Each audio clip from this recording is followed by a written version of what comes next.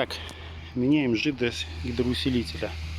Машина поднята на 2 домкратах и висит.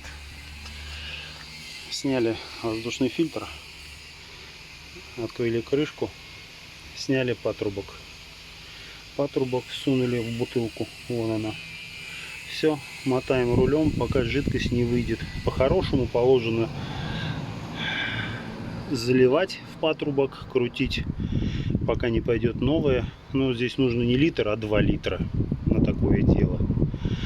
Когда пойдет уже новое, патрубок вытащить и засунуть на место и закрутить. Все. Вот так выглядит замена жидкости гидроусилителя